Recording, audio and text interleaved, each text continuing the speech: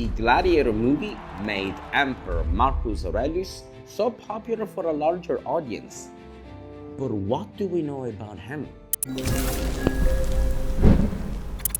Hi, I'm Massimo from Ground Tours, and in this video, I'm gonna tell you the story of Marcus Aurelius. I would quickly like to shine light on who he really was, since his story is extraordinary. For example, Marcus Aurelius was not blood related with his predecessor, but he was chosen 2 generations before. Emperor Hadrian chose him to become his designated heir when Aurelius was only 17 years old.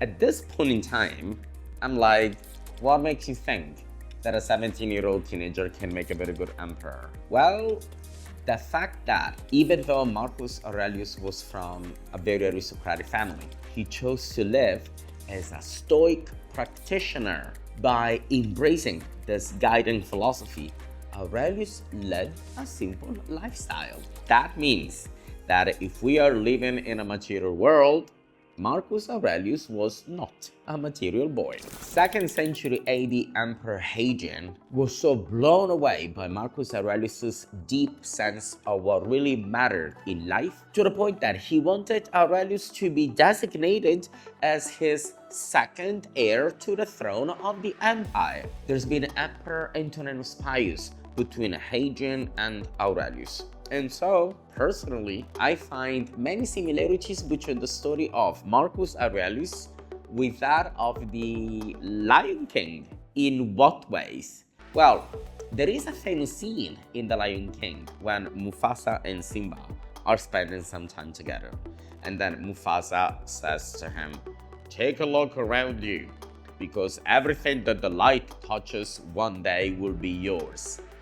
Well, aged 17, Aurelius was told that one day he would have ruled the Roman Empire that was from England to Turkey.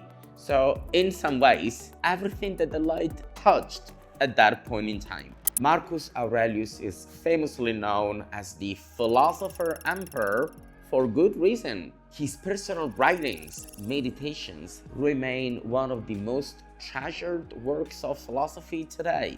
Written during his military campaigns, Meditations is essentially his diary, reflecting on how Stoic principles and how to live a life of virtue, patience, and humility.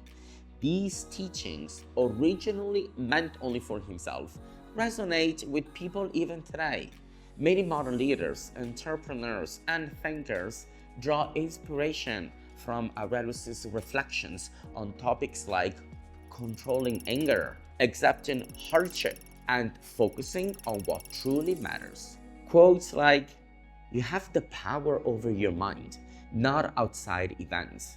Realize this, and you will find strength," are really timeless and can be applied to our own small everyday lives. It's fascinating to think how the words of a Roman emperor continue to guide millions of people in the 21st century. So, unlike many other rulers in the Roman world, who many times came into power by chance, Aurelius had instead in him the concept of being predestined to power and greatness. He became emperor at the age of 40. He was on a type of emperor who wanted to go to war, but sadly for him, the Roman Empire was being attacked by the Marcomanns, a tribe in modern-day Germany. For basically 19 years out of 20, it was this continuous back and forth in going to the German border and to protect it from the invasions of the Marcomanns. And sources say that in the end, Marcus Aurelius won this war by chance. Presumably, they were fighting in a forest in which was the Germanics territory. So it means that the Marcomanns knew that area very well. The Romans didn't really know where they were at. Plus, at that point in time, the Romans were coming from a period of peace. Consequently, the Roman soldiers were not at their best. Let's put it in this way.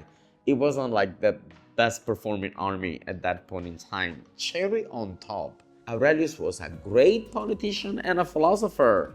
With all due respect, But he was not like Julius Caesar or Agrippa or even Emperor Trajan, some of the best known military generals. So, it seems that the Romans were about to lose the battle, but Aurelius got off his horse, knelt down to the ground, raised both arms to the sky, and yelled at the gods, "I rely on you now. If you want me to win this, be it. But if you don't want me to win this, amen."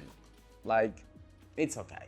And eventually, upon their return to Rome, the Roman soldiers who survived that battle started sharing that story around, that was passed on to history as the miracle of the rain, because it seems that all of a sudden it heavily started pouring rain, and a thunderbolt, bam, a thunderbolt struck the battlefield, and the thunderbolt represented Jupiter, the god of the Romans. And even though the Marcomanns would not worship Jupiter, they knew who he was in ancient world, or the classical world, if you will. And there was a huge respect and tolerance for other societies, gods, and religions. So even though the Marcomanns will not worship Jupiter themselves, they were like, oh, the thunderbolt, like, it's him, the god of the Romans. We better get out of here.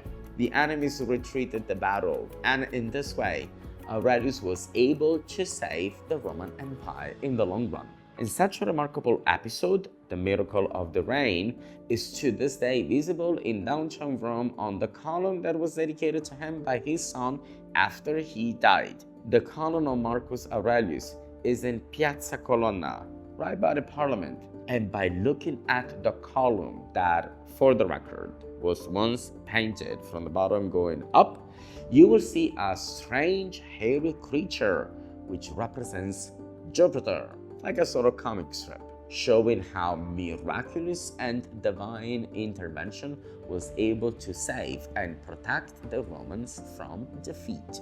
Aurelius turned out to be one of the best emperors in the history of Rome. Just so you know, in the Roman Empire, there had been 105 emperors in total to govern the Roman world. And in that total of 105, only 34 of them died from natural causes, and Aurelius is one of them. Folks, I can see what you're now thinking, like, gee, we definitely need more Stoic people in our life. I agree with you. Let's bring it back. Let's bring Stoicism back. The world needs it. At Crown Tours, we love bringing hidden stories to life, right where they happened. If you'd like to walk in Marcus Aurelius' footsteps and see the column with an expert guide, check the link in the description and join one of our Rome tours. We'd be honored to show you the Eternal City. See you soon.